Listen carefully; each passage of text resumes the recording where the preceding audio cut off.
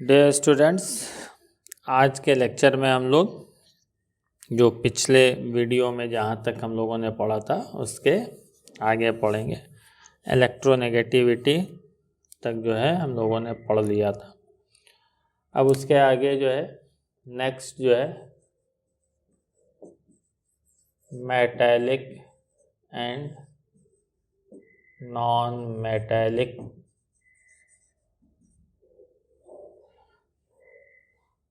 Character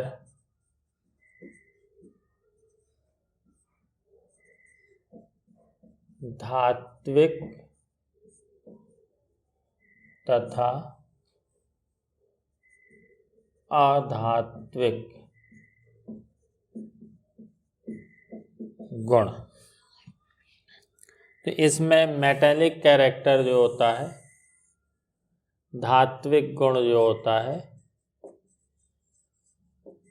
metallic nature, ये वर्ग में ऊपर से नीचे की ओर जाने पर बढ़ता जाता है, इंक्रीज करता है। इसमें जितने भी एलिमेंट हैं, ऑक्सीजन और सल्फर, ये नॉन मेटल है। सेलेनियम और टेलुरियम ये जो है ये दोनों मेटलॉयड हैं, उपधातुएं जिसको कहते हैं। और पोलोनियम जो है ये मेटल है। तो इसका रीज़न है ग्रुप 16 में टॉप टू बॉटम, वर्ग 16 में ऊपर से नीचे की ओर आने पर इनकी आयोनाइजेशन एंथैल्पी, आयनन एंथैल्पी जो है वो घटती जाती है, जिसके कारण इलेक्ट्रॉन का निकलना या इलेक्ट्रॉन का त्याग करना, रिमूवल ऑफ इलेक्ट्रॉन इजी हो जाता है। इसीलिए इसमें मेटैलिक नेचर इंक्रीज करता जाता है। नेक्स्ट इसमें इसका एलिमेंटल स्टेट,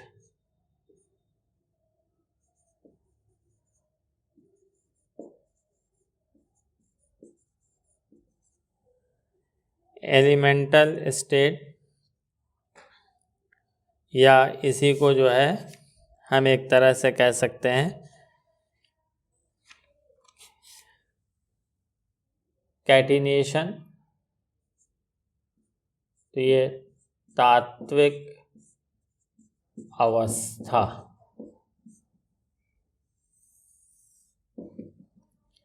एलिमेंटल स्टेट में जो है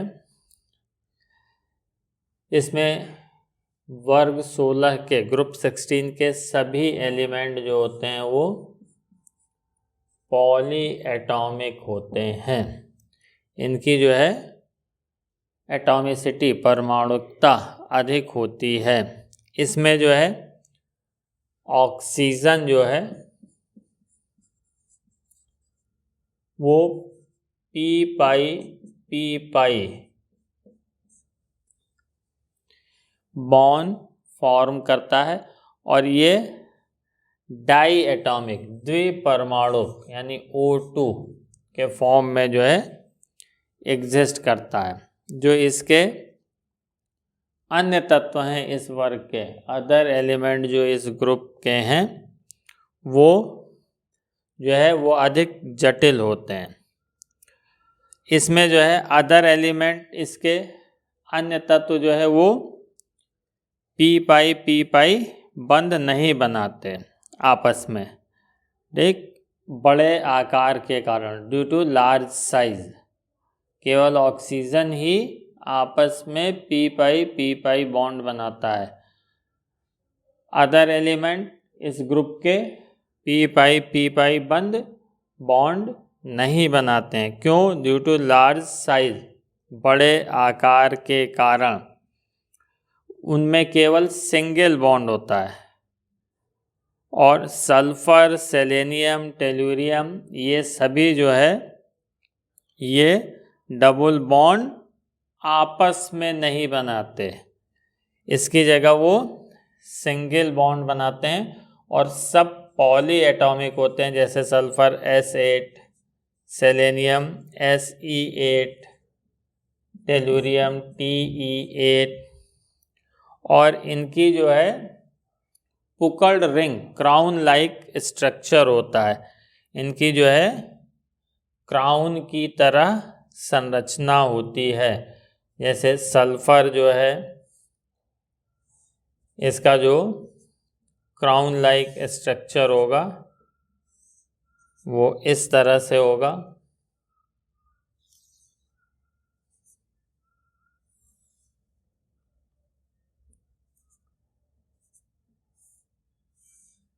ये इस तरह से। तो अदर एलिमेंट भी जो है इसी तरह से क्राउन की लाइक जो है क्राउन की तरह जो है स्ट्रक्चर शो करते हैं और इसको पुकल्ड रिंग कहते हैं। पुकल्ड रिंग मतलब रिंग जो है टेढ़ी मेढ़ी रिंग जो होती है उसको कहा जाता है। अगला इसमें है next melting and boiling point, गलनांक और क्वथनांक।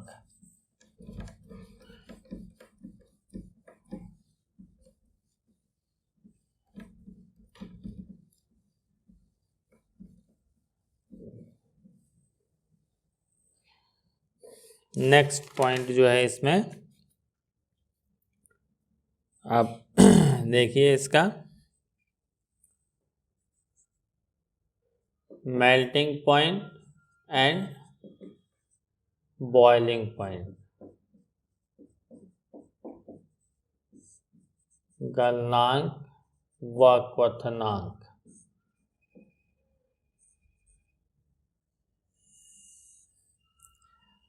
तो इसके मेल्टिंग पॉइंट और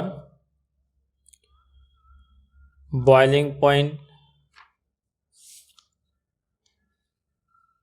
इसमें जो चीज़ें हैं तो इसमें जैसे जैसे हम ग्रुप में नीचे आते हैं, जैसे जैसे वर्ग में नीचे आते हैं, एटॉमिक नंबर परमाणु क्रमांक में वृद्धि के साथ साथ परमाणु क्रमांक एटॉमिक नंबर इंक्रीज करने पर मेल्टिंग पॉइंट और बॉइलिंग पॉइंट इंक्रीज करने लगता है और ऑक्सीजन और सल्फर इसके बीच जो है अंतर काफ़ी अधिक होता है, लार्ज डिफरेंस होता है। इसके मेल्टिंग पॉइंट और बॉइलिंग पॉइंट में जो है इसमें बहुत ज़्यादा डिफरेंस होता है। ऑक्सीजन का मेल्टिंग पॉइंट जो होता है 54 केल्विन होता है, जबकि सल्फर का जो है 392 केल्विन होता है। बहुत ज़्यादा अंतर होता है। तो इसका रीज़न क्या है? इसमें पहली चीज़ तो ग्रुप में ऊपर से नीचे जाने पर इनके साइज आकार में वृद्धि होती है, साथ ही जिसके कारण जो है वांडर वाल फोर्स बढ़ जाता है। और ऑक्सीजन के अलावा ऑक्सीजन केवल डाइएटॉमिक द्विपरमाणुक है, जबकि अदर एलिमेंट क्या है? पॉली एटॉमिक बहुपरमाणुक हैं, जिसके कारण इसमें वांडर वाल फोर्स बहुत ज़्यादा हो जाता है। इसलिए इसमें टॉप टू बॉटम जाने पे लगातार वृद्धि होती रहती है। सेम ट्रेंड जो है जो मेल्टिंग पॉइंट में है, इसी तरह का ट्रेंड जो है बॉइलिंग पॉइंट में भी देखने को मिलता है। ऑक्सीजन और सल्फर के बॉइलिंग पॉइंट में जो है वो लार्ज डिफरेंस होता है, अंतर अधिक होता है। किसके कारण? साइज इंक्रीज करने के कारण और इसकी एटॉमिसिटी और इसकी परमाणुकता के कारण जो है मेल्टिंग पॉइंट और बॉइलिंग पॉइंट में डिफरेंस बढ़ता जाता है, क्योंकि सल्फर जो है वो S8 के फॉर्म में एग्जिस्ट करता है। इसी कारण जो है इसका मेल्टिंग पॉइंट और बॉइलिंग पॉइंट इंक्रीज करता जाता है। इसके बाद एलोट्रॉपी, इसके सभी तत्व जो है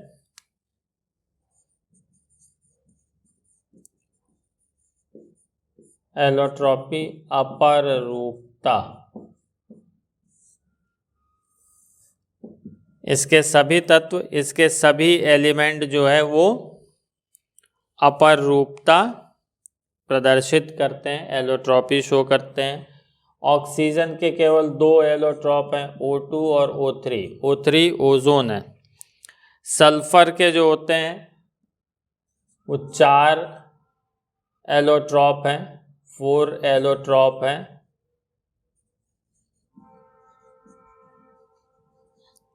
जिसमें जो है monoclinic sulphur, rhombic sulphur, plastic sulphur और एमॉर्फस अक्रिस्टलीय सल्फर, ये सब है।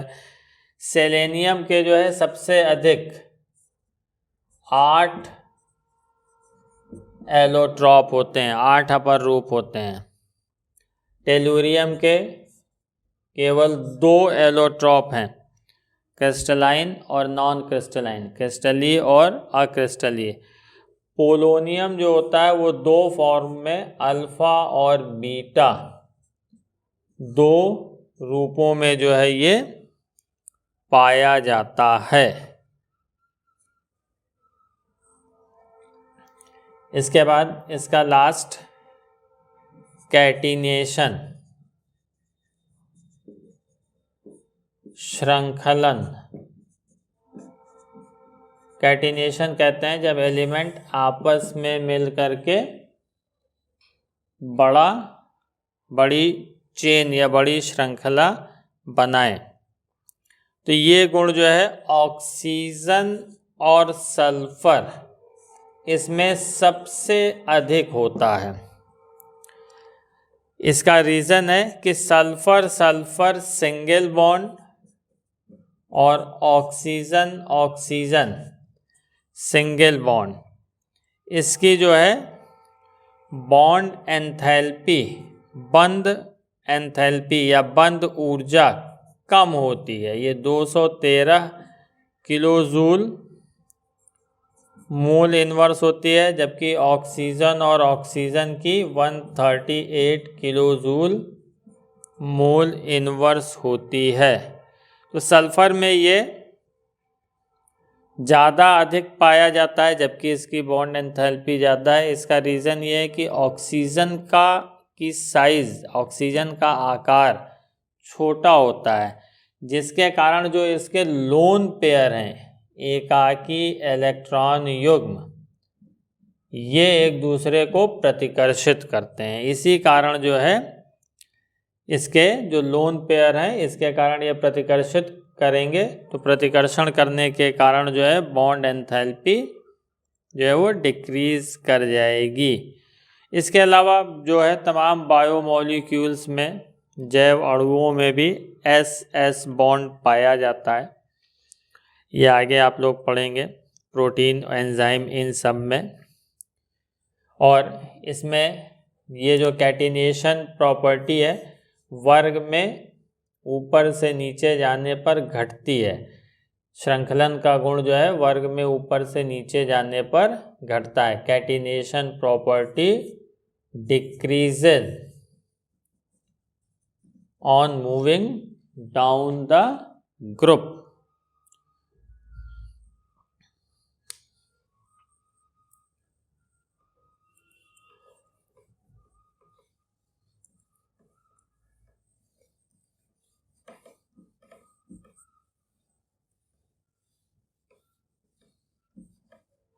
इसके बाद जो है हम लोग इसके केमिकल प्रॉपर्टीज पढ़ेंगे, उसमें ऑक्सीडेशन स्टेट सबसे पहले है।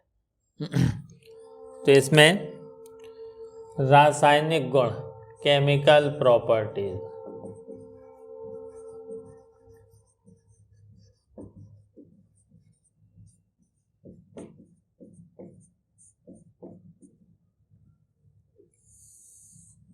सबसे पहले oxidation state.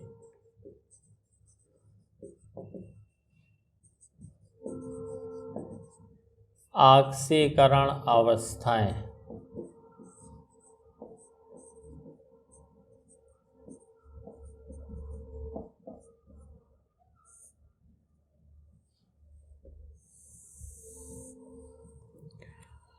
Oxidation state group 16 के जो एलिमेंट हैं वो कई ऑक्सीडेशन स्टेट शो करते हैं। इनका जो वैलेंस शेल बाह्य कोश का विन्यास होता है NS2NP4 होता है।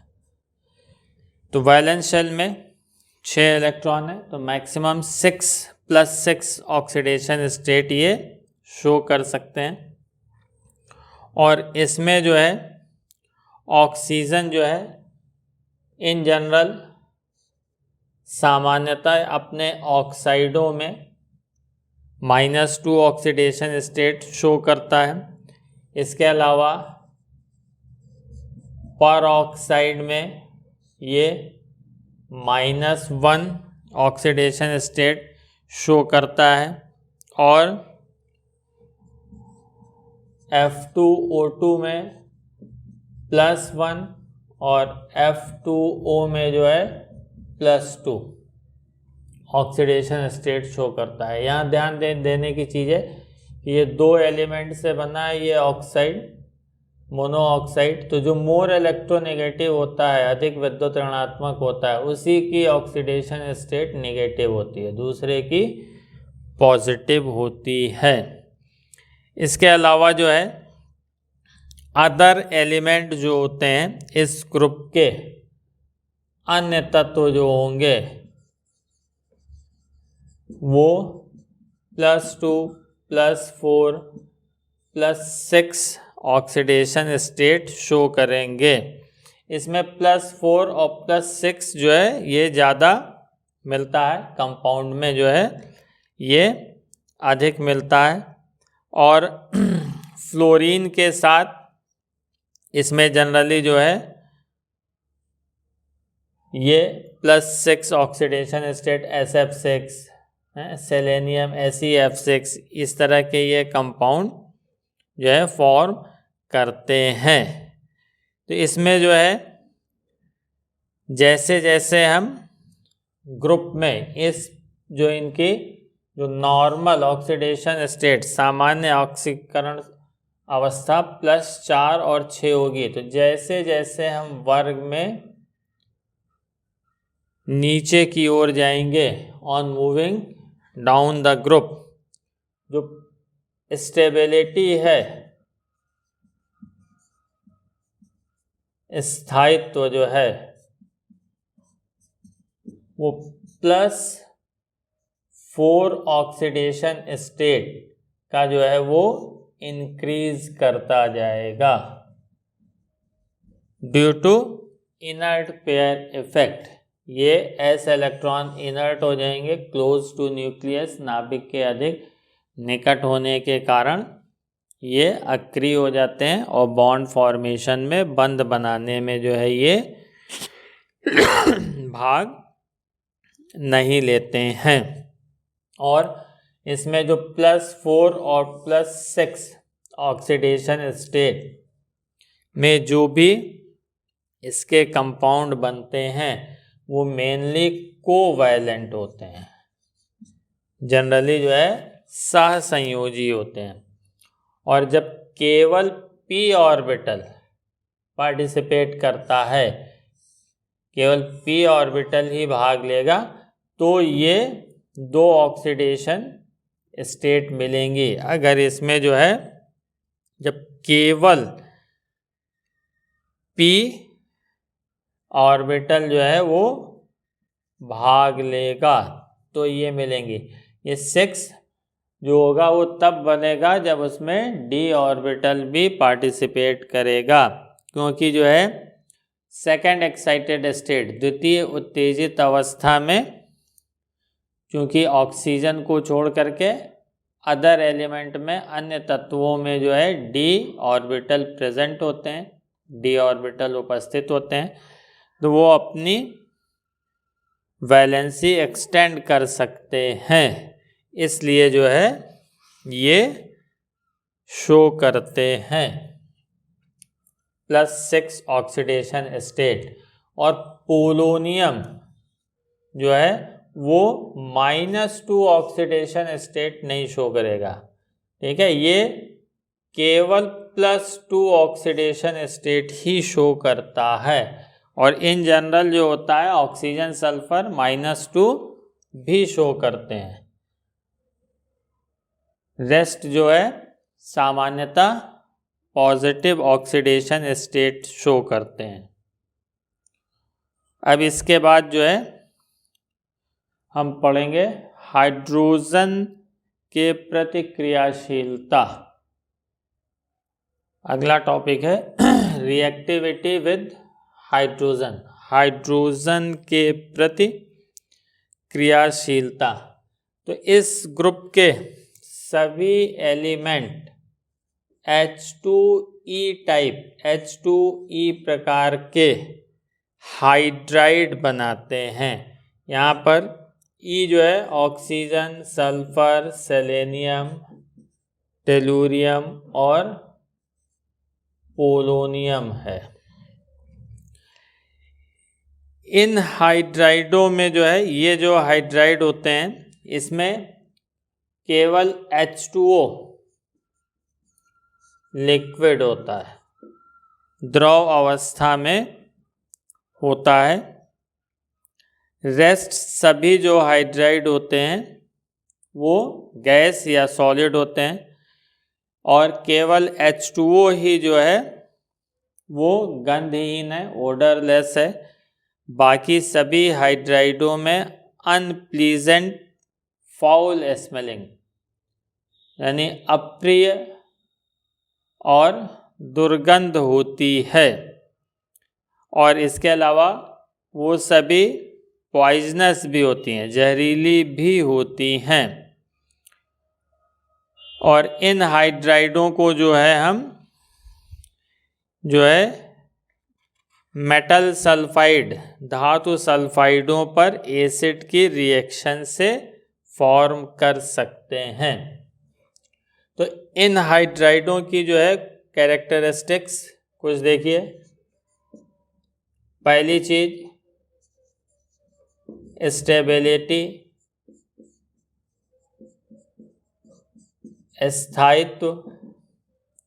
जितने भी इसमें हाइड्राइड होंगे ये वर्ग में नीचे की ओर जाने पर ग्रुप में on moving down the group decrease करती है, यानी स्थायित्व सबसे अधिक H2O का होगा और सबसे कम H2PO का होगा। इसकी स्टेबिलिटी सबसे अधिक हाइड्रोजन बॉन्ड फॉर्मेशन के कारण होती है, बाकी सभी में कोवैलेंट बॉन्ड होता है। सेकंड जो है बॉन्ड एंथैल्पी, बंध ऊर्जा, ये भी डाउन वर्ग में ऊपर से नीचे जाने पर डिक्रीज करती है, HEH। तो ये बॉन्ड एंथैल्पी जो है वो घटती जाती है। तो बॉन्ड एंथैल्पी घटेगी तो हाइड्रोजन आसानी से मिलेगा। तो हाइड्रोजन जब आसानी से मिलेंगे तो उसकी reducing power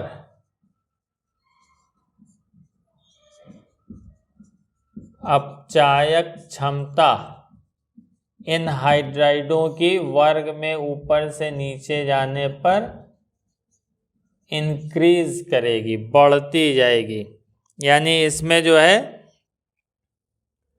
H2S week reducing agent होगा, फिर H2SE और फिर H2TE। क्यों? बॉन्ड एंथैल्पी जो है इसमें हाइड्रोजन और टेलुरियम की बंद ऊर्जा जो है कम होगी, हाइड्रोजन आसानी से मिलेंगे। और ये आप जानते हैं अपचायक क्या होते हैं? जो दूसरों को अपचयित करें, यानी reducing agent which reduces other substance. तो उसमें क्या होगा? ये हाइड्रोजन इजीली देगा, उसमें हाइड्रोजन ऐड होगा, और एडिशन ऑफ हाइड्रोजन क्या होता है? रिडक्शन कहलाता है। चौथी चीज इसकी एसिडिक स्ट्रेंथ, अम्लीय प्रकृति। तो जो जितनी आसानी से जो है हाइड्रोजन देगा वो उतना ही ज़्यादा जो होगा वो एसिडिक होगा। तो एसिडिक स्ट्रेंथ भी जो है on moving down the group increase करती है। क्यों इंक्रीज करेगी? क्योंकि उसकी बॉन्ड एंथैल्पी, बंद एंथैल्पी सबसे कम होती है। तो इसमें H2O सबसे वीक एसिड होगा, फिर H2S, फिर H2SE, फिर H2TE। तो ये दोनों ज़्यादा स्ट्रॉन्ग एसिड होते हैं। आप वाटर जानते हैं न्यूट्रल ही होता है और ये वीक एसिड होता है। तो इसमें जो है एसिडिक स्ट्रेंथ जो होता है वो इसकी जो एलिमेंट, जो भी ये तत्व हैं ग्रुप 16 के और हाइड्रोजन, इसकी बॉन्ड एंथैल्पी कम होने के कारण होता है। बंद वियोजन ऊर्जा या बंद ऊर्जा सिंपली कहेंगे, ये कम होने के कारण होता है। आसानी से बॉन्ड ब्रेक होगा और आसानी से ये H+ दे देगा। इन सब की जो हाइड्राइडों की जो आकृति होती है वो एंगुलर होती है। इसमें 2 लोन पेयर, 2 एकाकी इलेक्ट्रॉन युग्म होते हैं और 2 बॉन्ड पेयर होते हैं। और इनके बीच का जो बॉन्ड एंगल है, जो बॉन्ड एंगल होता है, बंध कोण, ये वर्ग में ऊपर से नीचे जाने पर on moving down the group ये डिक्रीज करता जाता है। उसका रीज़न है, जब यहाँ ऑक्सीजन होगा तो शेयर्ड पेयर ऑक्सीजन सब जो है मोर इलेक्ट्रोनेगेटिव है, इस ग्रुप में अधिक विद्युत ऋणात्मक है। तो शेयर्ड पेयर जो होता है, जो साझे का या बॉन्ड पेयर ऑक्सीजन की ओर होगा, तो ये दोनों बॉन्ड पेयर रिपेल करेंगे, जिसके कारण साइज बढ़ जाएगी। जैसे जैसे इलेक्ट्रोनेगेटिविटी घटती जाएगी, जो बॉन्ड पेयर हैं वो सेंट्रल एटम से दूर होते जाएंगे। इसके कारण जो है रिपल्शन कम वर्क करेगा और बॉन्ड एंगल डिक्रीज करता जाएगा। और इसमें जो वाटर में जो बॉन्ड एंगल होता है H2O में, वो लगभग 104 डिग्री इसका बॉन्ड एंगल होता है। और जैसे जैसे हम नीचे की ओर जाएंगे इसका बॉन्ड एंगल डिक्रीज करता जाएगा। H2TE, इसमें जो है ये बॉन्ड एंगल 90 डिग्री हो जाता है घटते घटते। और इसकी जो शेप होगी V शेप या कोणीय, इसको कहते हैं एंगुलर या V आकृति। 2 bond pair, 2 lone pair, central atom का हाइब्रिडाइजेशन sp3 होगा और ज्योमेट्री इसकी एंगुलर कोणीय या V शेप, V आकृति की इसकी शेप होगी। अब इसके आगे जो है 3 चीज़ें और हैं इसमें। केमिकल रिएक्टिविटी में ऑक्सीजन के प्रतिक्रियाशीलता पढ़ना है, रिएक्टिविटी टुवर्ड्स ऑक्सीजन और हैलोजन, और anomalous behaviour of oxygen, oxygen का अपसामान्य गुण, इसको हम लोग नेक्स्ट वीडियो में पढ़ेंगे।